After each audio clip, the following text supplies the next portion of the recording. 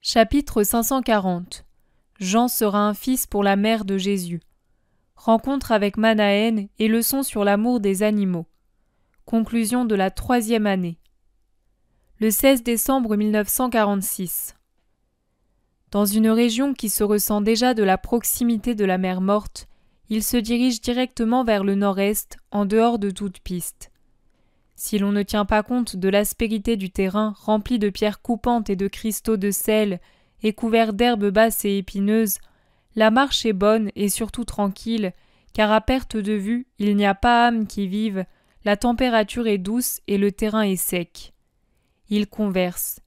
Ils doivent avoir trouvé des bergers les jours précédents et avoir séjourné parmi eux parce qu'ils en discutent. Ils parlent aussi d'un enfant guéri, doucement, en s'aimant. Même quand ils se taisent, ils échangent avec le cœur en se regardant avec les yeux de quelqu'un qui est heureux d'être avec un ami bien-aimé. Ils s'asseyent pour se reposer et prendre un peu de nourriture, puis se remettent en route, toujours avec cet air serein dont la seule vue donne la paix à mon cœur. « Voici Galgala », dit Jésus en montrant au loin un groupe de maisons qui reflètent leur blancheur au soleil sur un monticule au nord-est.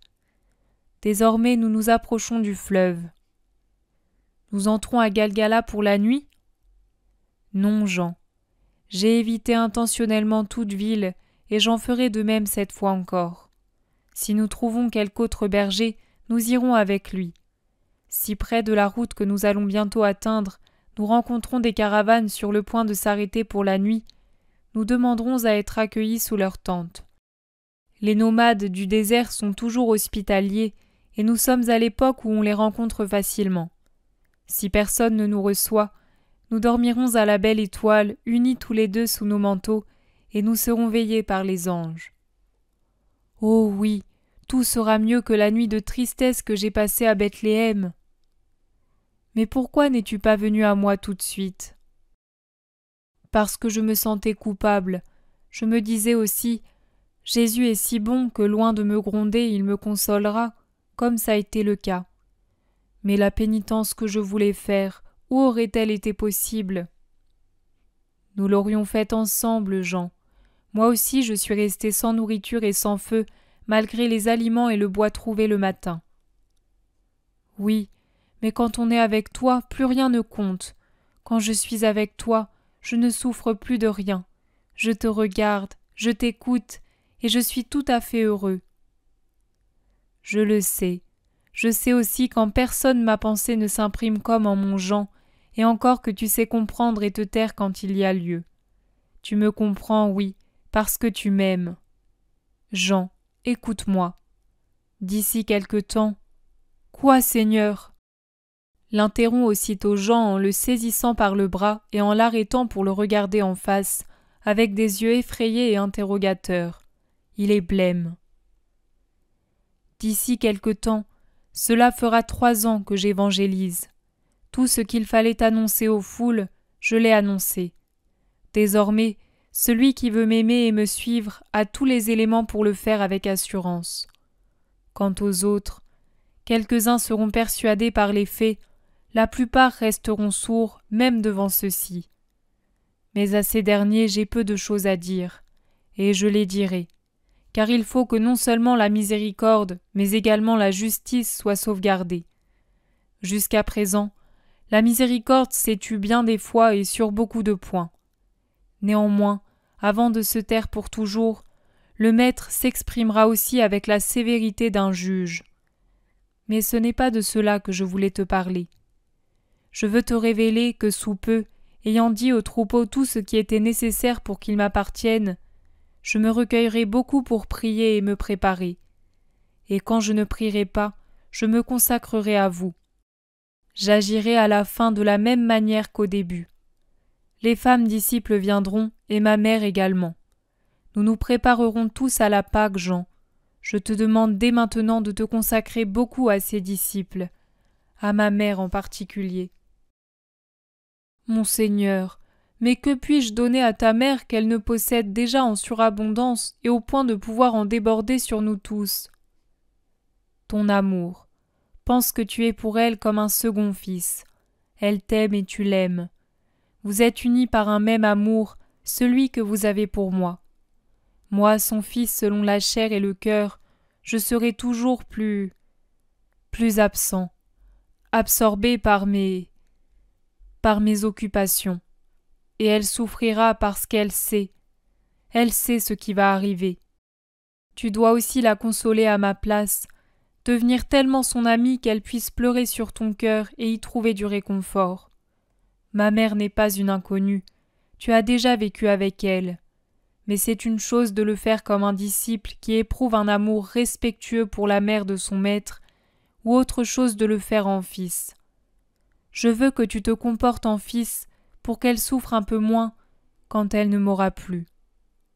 Seigneur, tu vas mourir. Tu parles comme un homme sur le point de mourir. Tu me rends triste. Je vous ai annoncé plusieurs fois mon départ. C'est comme si je parlais à des enfants distraits ou qui n'arrivent pas à comprendre. Oui, je vais à la mort. Je le dirai aussi aux autres, mais plus tard. À toi, je le révèle dès maintenant. Souviens-t'en, Jean. Je m'efforce de toujours me rappeler tes paroles, mais celle-là est si douloureuse. Que tu fais tout pour l'oublier, veux-tu dire? Pauvre enfant. Ce n'est pas toi qui oublies, toi qui te rappelles. Ce n'est pas ta volonté. C'est ton humanité même qui ne peut se souvenir de cette annonce trop importante pour qu'elle puisse la supporter. Or tu ne peux imaginer combien cette prédiction, qui t'étourdit comme une masse tombée de haut sur ta tête, concernera une réalité monstrueusement grande. Et pourtant c'est ainsi. Bientôt je vais aller à la mort, et ma mère restera seule. Je mourrai avec une goutte de douceur dans mon océan de douleur si je vois en toi un fils pour ma mère. Ô mon Seigneur, si j'en suis capable, s'il ne m'arrive pas la même chose qu'à Bethléem, oui, je le ferai. Je veillerai sur elle avec un cœur de fils. Mais que pourrais-je lui donner qui la console si elle te perd toi? Que pourrais-je lui offrir si moi aussi je suis comme quelqu'un qui a tout perdu, que la douleur abrutit? Comment ferais-je, moi, qui n'ai pas su veiller et souffrir maintenant dans le calme pendant une nuit et pour un peu de faim? Comment ferais-je? Ne t'agite pas. Prie beaucoup en ce temps-ci. Je te garderai beaucoup avec moi et avec ma mère. Jean, tu es notre paix et tu le seras encore à ce moment-là. Ne crains rien, Jean. Ton amour fera tout. Oh oui, Seigneur, garde-moi beaucoup avec toi. Moi, tu le sais, je ne tiens pas à paraître, à faire des miracles. Je veux et je sais seulement aimer. Jésus dépose encore un baiser sur son front du côté des tempes comme dans la grotte. Ils arrivent en vue de la route qui mène au fleuve. On y voit des pèlerins pousser leur monture ou hâter le pas pour parvenir, avant la nuit, à un endroit où ils puissent faire étape. Mais tous sont bien emmitouflés, car après le coucher du soleil, le froid se fait vif. Personne ne remarque les deux voyageurs qui se dirigent rapidement vers le fleuve. Un cavalier au trot soutenu, presque au galop, les rejoint et les dépasse. Quelques mètres plus loin, il doit s'arrêter à cause d'un encombrement d'ânes près d'un petit pont à cheval sur un gros ruisseau, qui veut se donner des airs de torrent et coule en écumant vers le Jourdain ou la mer Morte. Pendant qu'il attend son tour pour passer, le cavalier se retourne et a un geste de surprise. Il descend de selle, et tenant son cheval par les rênes, il revient sur ses pas vers Jésus et Jean, qui ne l'ont pas remarqué. « Maître, comment se fait-il que tu sois ici, et seul avec Jean ?» demande-t-il en rejetant en arrière les bords de son couvre-chef, qui était baissé sur son visage pour servir de capuchon, et, pour ainsi dire, de masque pour le protéger du vent et de la poussière. Le visage brun et viril de Manahen apparaît. « Paix à toi, Manahen. Je vais vers le fleuve pour le traverser, mais je doute que je puisse le faire avant la nuit. Et toi, où allais-tu » ?»« Dans cette tanière répugnante qu'est Macéronte. Tu ne sais pas où passer la nuit ? Viens avec moi. Je me hâtais vers une auberge sur la route des caravanes. Ou, si tu préfères, je vais dresser la tente sous les arbres du fleuve. J'ai sur la selle tout ce qu'il faut. » « Cela me plaît davantage, mais toi, certainement, tu préférerais l'auberge. »« C'est toi que je préfère, mon Seigneur. je considère comme une grande grâce de t'avoir rencontré. Allons-y donc, je connais les rives du fleuve comme si c'étaient les couloirs de ma maison. Au pied des coteaux de Galgala, il y a un bois à l'abri des vents, avec de l'herbe en abondance pour ma monture et du bois pour faire du feu. Nous y serons bien. » Quittant la route qui mène au gué ou à Jéricho, il se dirige rapidement vers l'Orient et arrive bientôt à la lisière d'un bois touffu qui descend des pentes du coteau et s'étend sur la plaine vers les rives. « Je fais un détour par la maison que voilà. On me connaît. Je vais demander du lait et de la paille pour tous, » dit Manahen en s'en allant à cheval. Il revient vite, suivi de 2 hommes qui portent des bottes de paille sur les épaules, ainsi qu'un petit seau de cuivre plein de lait. Ils entrent dans le sous-bois sans parler. Manahen fait jeter la paille par terre et congédie les 2 hommes. Des poches de la selle, il sort de l'amadou, un allume-feu, puis fait une flambée des nombreuses branches qui traînent sur le sol. Le feu réjouit et revigore. Placé sur 2 pierres apportées par Jean, le chaudron chauffe. Pendant ce temps, Manahen, après avoir enlevé la selle du cheval, monte la tente moelleuse de poils de chameau en la liant à 2 piquets enfoncés dans le sol et en l'appuyant au tronc robuste d'un arbre centenaire. Il étend sur l'herbe une peau de brebis qui était aussi attachée à l'arçon, y place la selle et dit « Maître, viens, c'est un abri de cavalier du désert, mais il protège de la rosée et de l'humidité du sol. Pour nous, la paille suffira. Et je t'assure, maître, que les tapis précieux et les baldaquins, les sièges du palais royal me semblent beaucoup moins beaux que ton trône et que cette tente et cette paille. De même, les plats succulents que j'ai dégustés plus d'une fois n'auraient jamais eu la saveur du lait et du pain que nous allons prendre ensemble là-dessous. Je suis heureux, maître. » Moi aussi, Manahen, et Jean également, c'est certain. La Providence nous a réunis ce soir pour notre commune joie. Ce soir, mais aussi demain, maître, et après-demain, jusqu'à ce que je te sache en sûreté parmi tes apôtres. Je pense que tu vas les rejoindre. Oui, je vais les retrouver. Ils m'attendent à la maison de Salomon. Manahen le regarde, puis il dit « Je suis passé par Jérusalem, et j'ai été informé par Béthanie. J'ai compris pourquoi tu ne t'y étais pas arrêté. Tu fais bien de te retirer. Jérusalem est un corps rempli de poison et de pourriture, plus que le pauvre Lazare. » « Tu l'as vu ? » ?»« Oui, il était abattu par les tourments du corps et par ceux du cœur pour toi. Il meurt très affligé. Mais je voudrais mourir moi aussi, plutôt que de voir le péché de nos compatriotes. » « La ville était-elle en pleine effervescence ? » demande Jean qui surveille le feu. « Tout à fait. Elle est divisée en 2 parties.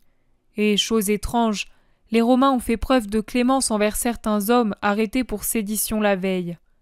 On murmure en secret que c'est pour ne pas augmenter l'agitation. On dit aussi que le proconsul viendra bientôt à Jérusalem, plus tôt que prévu. J'ignore si ce sera un bien.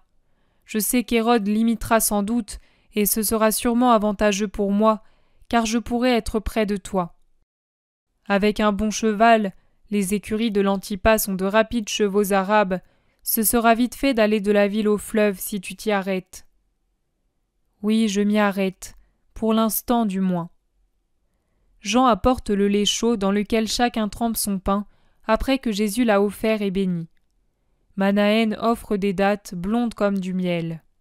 « Mais où avais-tu tant de provisions ?» s'étonne Jean. « La selle d'un cavalier est un petit marché, Jean. Il y a tout le nécessaire pour l'homme et sa monture. » répond Manahen avec un franc sourire sur son visage brun. Il réfléchit un instant, puis il demande « Maître, est-il permis d'aimer les animaux qui nous servent et qui si souvent le font avec plus de fidélité que l'homme ?» Pourquoi cette question ? Parce que j'ai récemment essuyé des mépris et des reproches de la part de certains qui m'ont vu recouvrir d'une couverture, qui maintenant nous sert de tente, mon cheval tout en sueur après la course qu'il avait faite. Et ils ne t'ont rien dit d'autre ? Manahen interdit, regarde Jésus et se tait. Parle avec sincérité. Ce n'est pas calomnier et ce n'est pas m'offenser de me rapporter ce qu'ils t'ont dit pour lancer une nouvelle poignée de boue contre moi. Maître, tu sais tout. Vraiment, tu sais tout, et il est inutile de vouloir te cacher nos pensées ou celles des autres. Oui, ils ont ajouté « On voit bien que tu es un disciple de ce Samaritain. Tu es un païen comme lui, qui viole même les sabbats pour se rendre impur en touchant des animaux impurs. » Ah, c'était sûrement Ismaël s'écrie Jean. Oui, et d'autres avec lui. J'ai répliqué « Je vous comprendrai si vous me traitiez d'impur parce que je vis à la cour d'Hérode Antipas, et non parce que je prends soin d'un animal créé par Dieu. » Or, il y avait aussi des Hérodiens dans le groupe. Il est facile d'en voir depuis quelque temps, ce qui est des plus étonnants, car auparavant, il y avait entre eux une brouille sérieuse. Ils m'ont répondu « Nous ne jugeons pas les actes d'Hérode, mais les tiens. Jean-Baptiste lui-même était à Macéronte, et il était en relation avec le roi. Mais il est toujours resté injuste. Toi, au contraire, tu es un idolâtre. » Des passants s'attroupaient, et je me suis arrêté pour ne pas les exciter. Depuis quelque temps, cette excitation est entretenue par certains de tes faux fidèles qui les poussent à se révolter contre ceux qui s'opposent à toi ou qui commettent des injustices en prétendant être tes disciples envoyés par toi.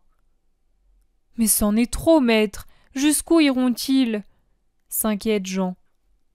Pas au-delà de la limite que je leur ai fixée. Au-delà de cette limite, c'est moi seul qui m'avancerai.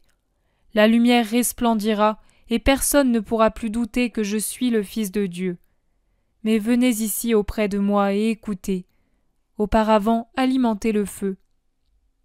Les deux hommes se jettent avec joie sur l'épaisse peau de brebis étendue sur le sol sous les pieds de Jésus. Ce dernier est assis sur la selle écarlate contre la tente, adossé au tronc de l'arbre. Manahen est presque allongé, le coude appuyé sur le sol, la tête contre la main, les yeux dans les yeux de Jésus. Jean est assis sur les talons, la tête posée contre la poitrine de Jésus qui l'entoure d'un bras dans sa position habituelle. Après le 7e jour de la création, Dieu lui donna pour roi l'homme fait à son image et à sa ressemblance. Il montra à l'homme toutes les créatures, et il voulut que l'homme leur donne un nom pour les distinguer les unes des autres. Et on lit dans la Genèse que tout nom qu'Adam donna aux animaux était bon, c'était leur vrai nom. Il y est aussi écrit que, ayant créé l'homme et la femme, Dieu dit « Faisons l'homme à notre image et à notre ressemblance, pour qu'il soit le maître des poissons de la mer, des oiseaux du ciel, des bêtes et de toute la terre ainsi que des reptiles qui rampent sur elle. » Puis il créa une compagne pour Adam, la femme, faite comme lui à l'image et à la ressemblance de Dieu. Et comme il ne convenait pas que la tentation aux aguets corrompe encore plus hideusement le mal créé à l'image de Dieu, Dieu ordonna à l'homme et à la femme « Croissez, multipliez-vous, remplissez la terre et soumettez-la.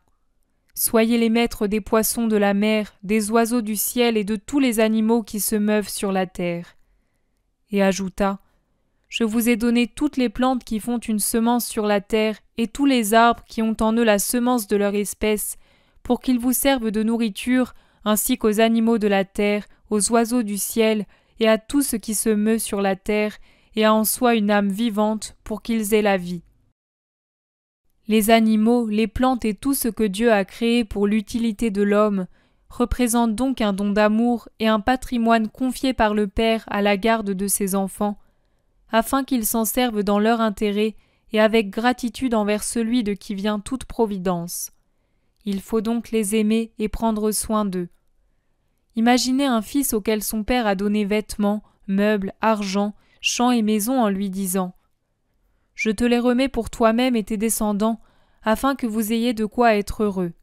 Servez-vous-en avec amour, en mémoire de mon amour qui vous le donne. » Que diriez-vous si ce fils ou ses descendants laissaient tout tomber en ruine ou dilapidaient ses biens? Vous diriez qu'ils n'ont pas fait honneur à leur père ou ancêtre, qu'ils ne l'ont pas aimé et ses dons non plus. Pareillement, l'homme doit prendre soin de ce que Dieu, dans sa providence, a mis à sa disposition. Prendre soin ne veut pas dire idolâtrer, ni montrer un attachement exagéré pour les animaux ou les plantes ou quelque bel objet. Prendre soin veut dire éprouver un sentiment de pitié et de reconnaissance pour les biens de moindre importance qui nous servent et qui ont leur vie propre, c'est-à-dire leur sensibilité. L'âme vivante des créatures inférieures dont parle la Genèse n'est pas semblable à celle de l'homme. C'est la vie, simplement la vie. Être sensible aux jouissances actuelles tant matérielles qu'affectives. Quand un animal est mort, il est insensible, car la mort pour lui, c'est la vraie fin. Il n'y a pas d'avenir pour lui, mais tant qu'il est vivant, il souffre de la faim, du froid, de la fatigue, et il est vulnérable aux blessures, à la souffrance, à la jouissance, à l'amour, à la haine, à la maladie et à la mort. Et l'homme, en souvenir de Dieu qui lui a donné ce moyen pour rendre moins dur son exil sur la terre, doit se montrer humain envers ses serviteurs inférieurs que sont pour lui les bêtes. Dans le livre de Moïse, n'est-il pas prescrit d'avoir des sentiments de pitié même pour les animaux, tant volatiles que quadrupèdes ? En vérité, je vous dis qu'il faut savoir discerner avec justesse les œuvres du Créateur. Si on les regarde lucidement, on voit qu'elles sont bonnes. Et si tel est le cas, elles doivent être aimées. On voit qu'elles sont données pour une fin bonne et par un élan d'amour, et que comme telles nous devons les aimer en reconnaissant, au-delà de la réalité finie, l'être infini qui les a créées pour nous. On voit qu'elles sont utiles et que comme telles elles doivent être aimées. Rien, rappelez-le-vous bien, n'a été fait sans but dans l'univers. Dieu ne perd pas sa parfaite puissance en des inutilités. Ce brin d'herbe n'est pas moins utile que le tronc puissant auquel s'appuie notre asile temporaire. La goutte de rosée, la petite perle de givre ne sont pas moins utiles que l'immense mer. Le moucheron n'est pas moins utile que l'éléphant, et le ver qui vit dans la boue n'est pas moins utile que la baleine. Il n'y a rien d'inutile dans la création. Dieu a tout fait dans un bon but, par amour pour l'homme. L'homme doit user de tout avec une intention droite et avec amour pour Dieu, qui lui a donné tout ce qui existe sur la terre, pour que ce soit soumis au roi de la création. Tu as dit, Manahen, que l'animal sert souvent mieux les hommes que les hommes eux-mêmes. J'affirme, moi, que les animaux, les plantes, les minéraux, les éléments sont tous supérieurs à l'homme dans le domaine de l'obéissance, que ce soit en se conformant passivement aux lois de la création, en suivant activement l'instinct qu'a mis en eux le Créateur, ou en se prêtant à la domestication dans le but pour lequel ils ont été créés. L'homme, qui devrait être la perle de la création, en est trop souvent la laideur. Il devrait être la note qui répond le mieux au cœur des êtres célestes pour louer Dieu, au lieu de quoi il est trop souvent la note discordante qui lance des imprécations ou des blasphèmes, se révolte, ou dédie son chant à un éloge de la créature au lieu de s'adresser au Créateur. Ce qui est de l'idolâtrie, donc une offense, une souillure, et cela c'est le péché. Sois donc en paix, Manahen. Ta pitié pour un cheval trempé de sueur après t'avoir servi n'est pas un péché. Le péché, ce sont les larmes que l'on fait verser à ses semblables et les amours effrénés qui constituent une offense envers Dieu, alors qu'il est digne, lui, de tout l'amour de l'homme. Mais en restant près d'Antipas, est-ce que je pêche ? Dans quel but y restes-tu ? Par plaisir ? Non, maître, pour veiller sur toi, tu le sais. J'y vais actuellement pour cette même raison, car je sais qu'ils ont envoyé des messagers à Hérode pour l'exciter contre toi. Alors il n'y a pas de péché. Ne préférerais-tu pas rester avec moi dans ma pauvreté de vie ? Pourquoi me poser cette question ? Je l'ai dit au début. Cette nuit sous la tente et la pauvre nourriture que nous avons mangée sont incomparables pour moi. Ah, c'est bien parce que, pour écouter les sifflements des serpents, il faut rester près de leur tanière, sinon je resterai avec toi. J'ai compris la vérité de ta mission. Je me suis trompé à un moment, mais cela m'a servi à comprendre, et je ne sortirai plus de la justice. Tu vois, il n'y a rien d'inutile. Pour celui qui tend au bien, même l'erreur sert au bien. L'erreur tombe comme l'enveloppe d'une chrysalide, et voilà que sort le papillon qui n'est pas difforme, qui ne sent pas mauvais, qui ne rampe pas, mais qui volait à la recherche des calices de fleurs et des rayons de lumière. Ainsi sont les âmes bonnes. Elles peuvent se laisser pour un moment, enveloppées par les misères et les difficultés mortifiantes, mais ensuite elle s'en dégage et vole de fleur en fleur, de vertu en vertu, vers la lumière, vers la perfection. Louons le Seigneur pour ses œuvres de continuelle miséricorde qui agissent même à l'insu de l'homme dans son cœur et autour de lui. Jésus prie, à genoux, car la tente basse et étroite ne permet pas d'autre position. Puis, après avoir alimenté le feu devant la tente et attaché le cheval, il se prépare au repos, se promettant de veiller à tour de rôle sur le feu et l'animal, sur lequel Manahen a étalé la lourde toison pour lui servir de couverture et le protéger de la fraîcheur de la nuit. Jésus et Manahen se jettent sur la litière de paille et s'enveloppent dans leurs manteaux pour dormir.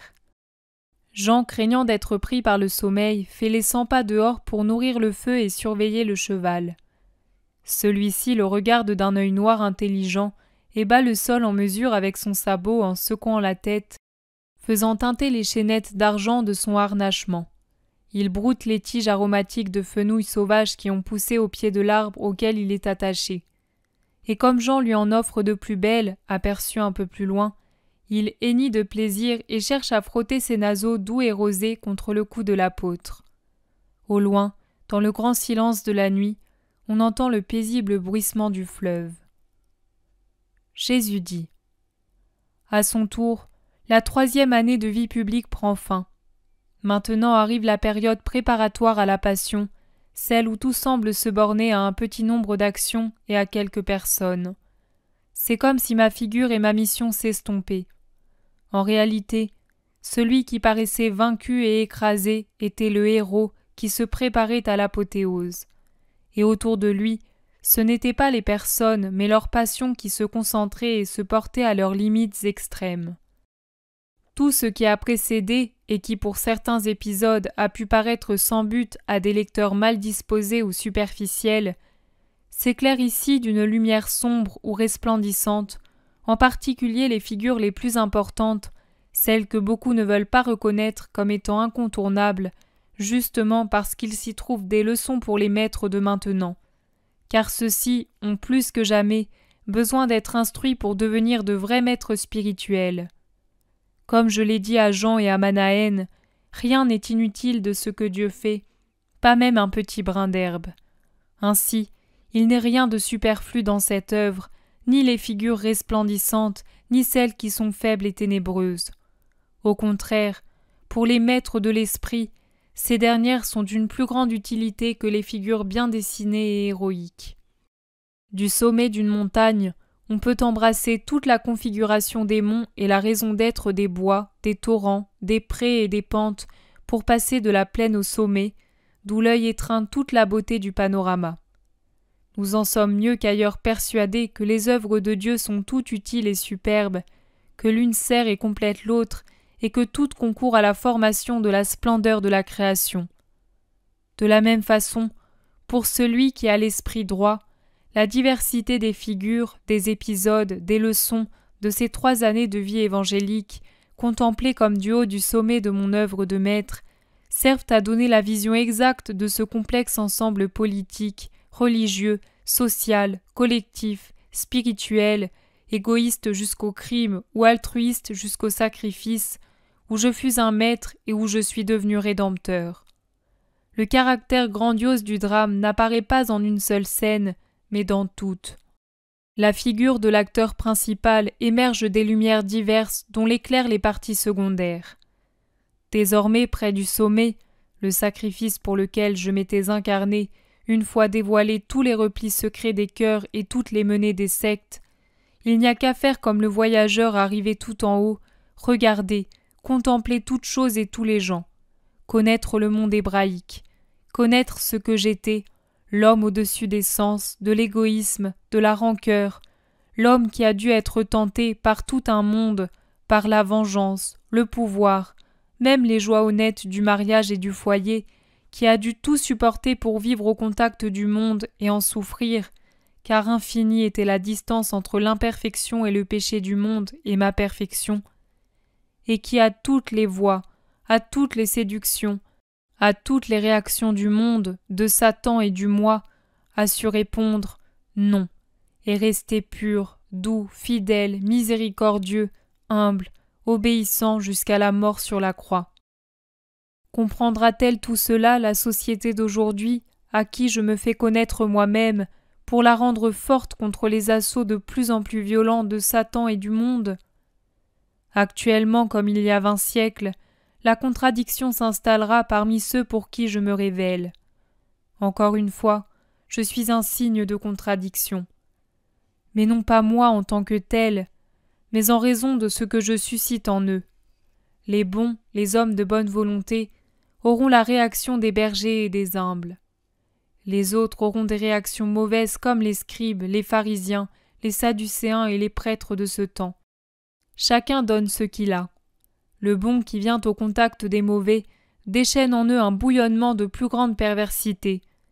Et le jugement sera déjà fait pour les hommes, comme il le fut le vendredi de la Parascève, d'après la manière dont ils auront jugé, accepté et suivi le Maître, qui, dans une nouvelle tentative d'infinie miséricorde, s'est fait connaître une fois encore. À ceux qui ouvriront les yeux, me reconnaîtront et diront « C'est lui ». Était-ce pour cela que notre cœur brûlait dans notre poitrine pendant qu'il nous parlait et nous expliquait les Écritures? À eux et à toi, fidèles, affectueux petits gens, je donne ma paix.